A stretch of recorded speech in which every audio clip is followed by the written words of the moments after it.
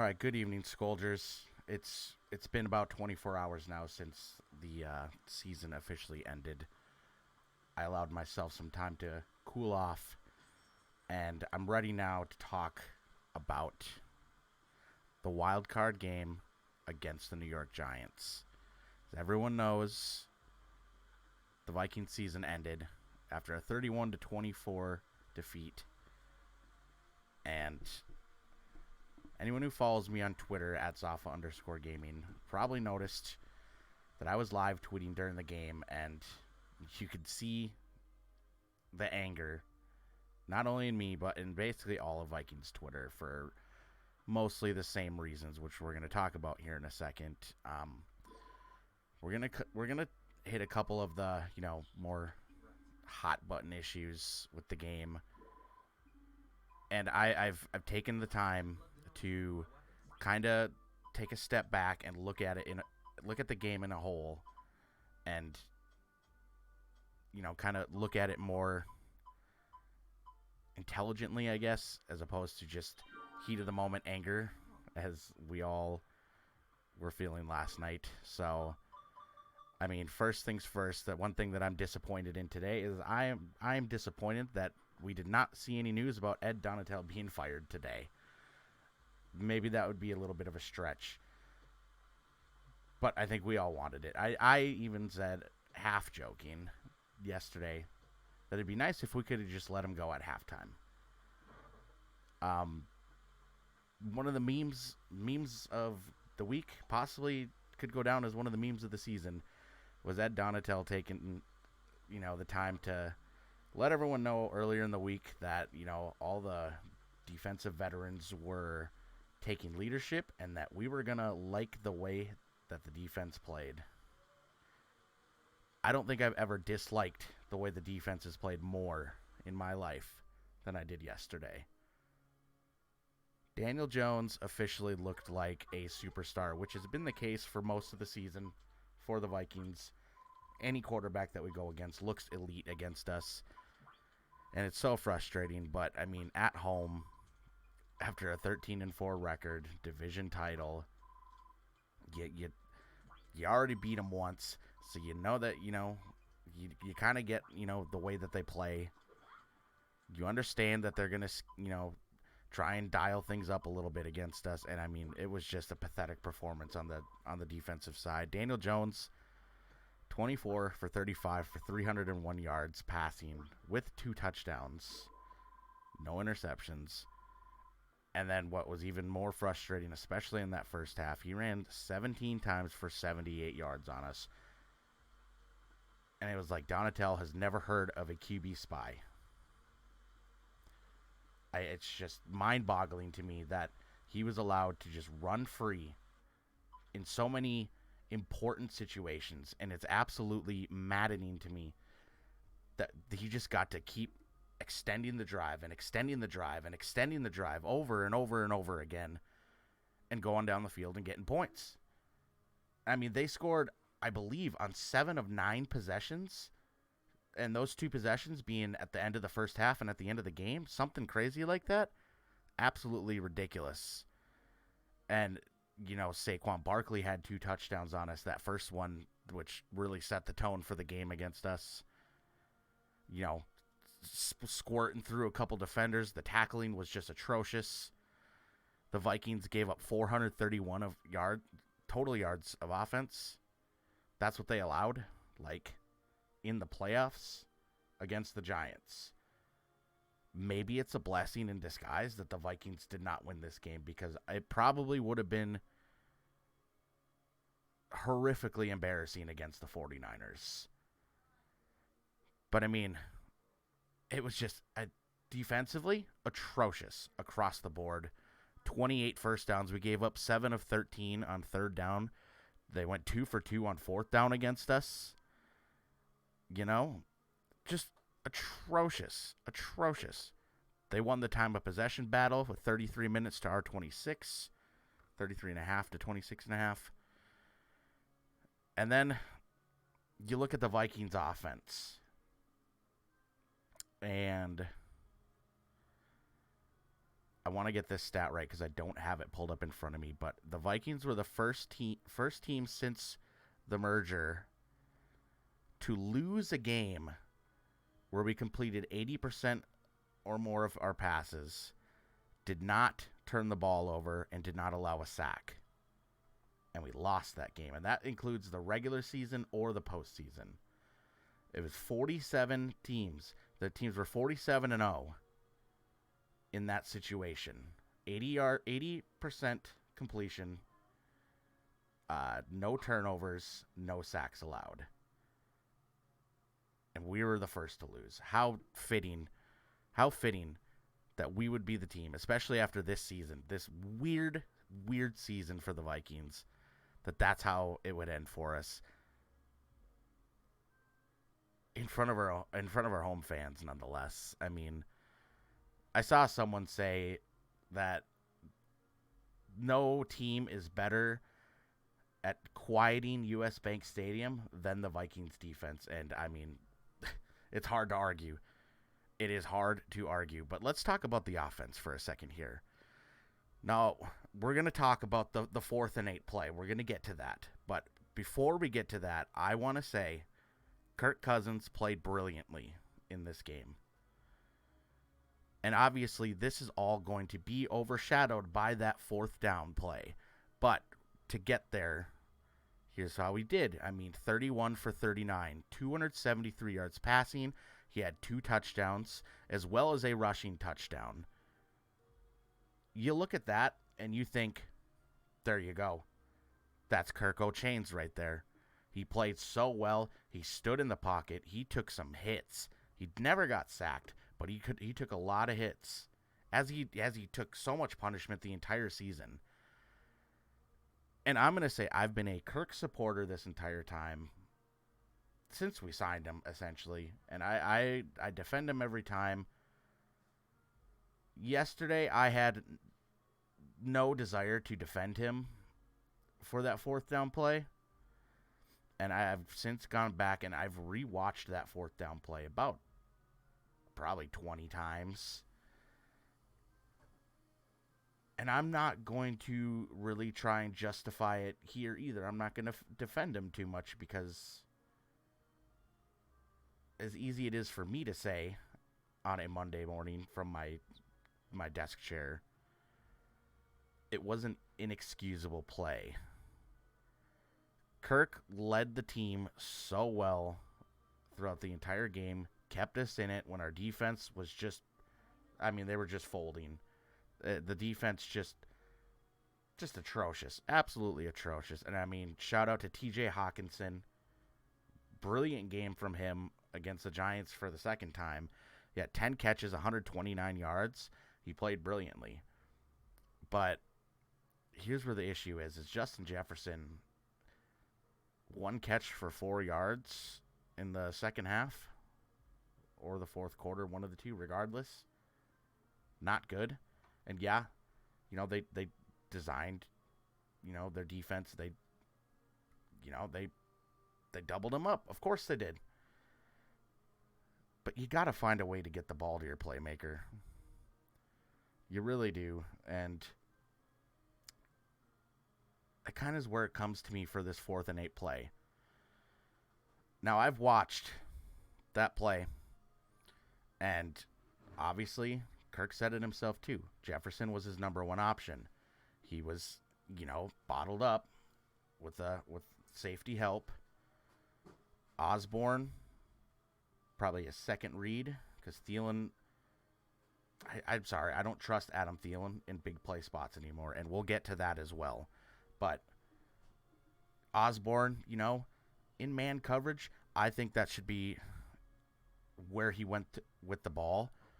But he said, he felt the pressure coming from 97, and I agree. The pressure was starting to get to him. But I think that Kirk Cousins should have hung in there and delivered that ball there. Again, easy for me to say. But instead, what he elected to do was go to the check down to Hawkinson and trust that he was going to break the tackle on a 4th and 8 but his momentum was carrying him to the sideline. So he makes that catch. Breaking that tackle is not it's not impossible, but it's not likely.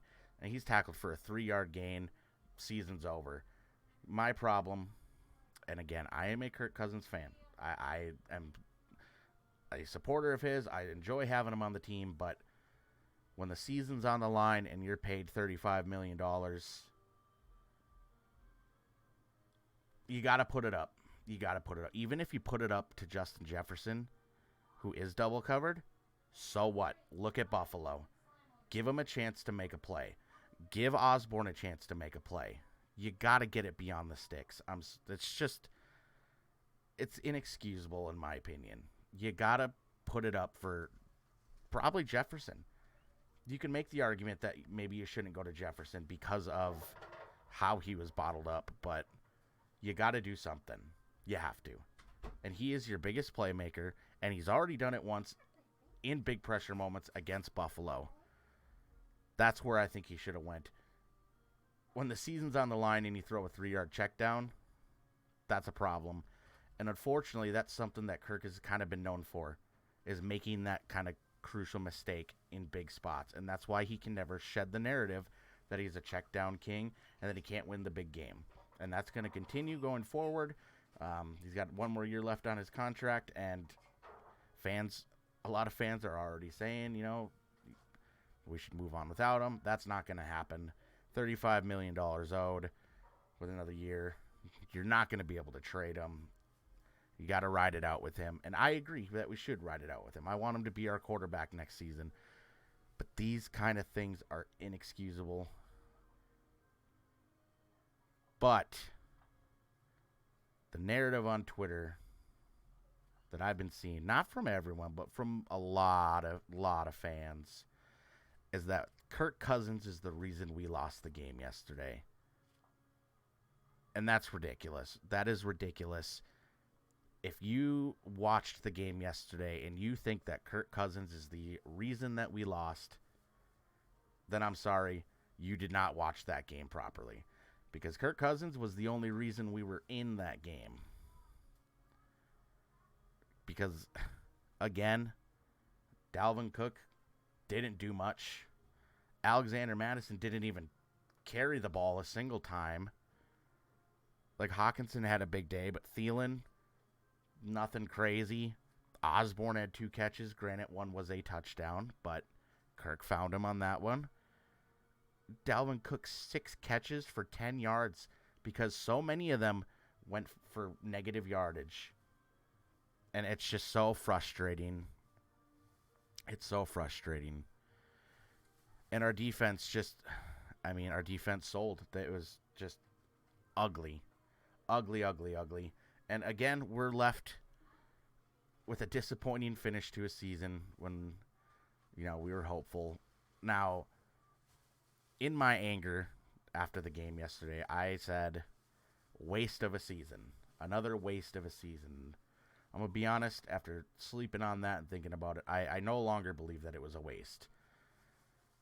Because a first-year GM and a first-year head coach came in and took a 500 team, brought them to 13 wins, a division title, exceeded, I'm assuming, most people's expectations. And the future does look bright. We have a lot of moves to make in this offseason, which I want to talk about real quick. But a pretty dang good start to the Kevin O'Connell era. So it's not all lost. He's learning. He's going to get better with the play calling. Donatel needs to go. I'm sorry. He should have went at midseason.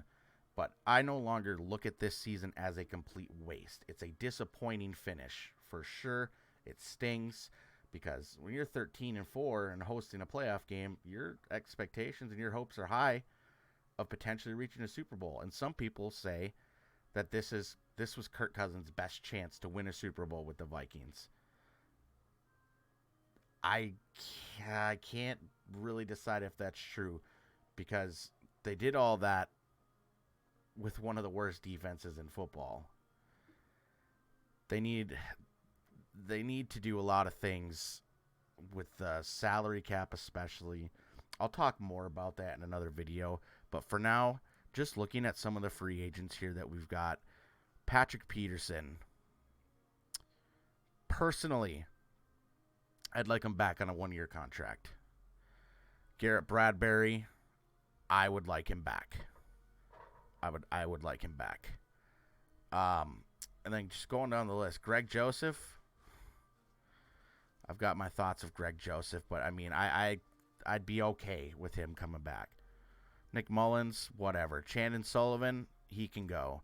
Irv Smith Jr., get his ass out of here. And then Alexander Madison, that's a big one. I don't see. Here's the thing: is I personally think I would rather move on from Dalvin Cook, maybe in a trade scenario. But I'm not fully convinced that Alexander Madison is a true starting running back for our team.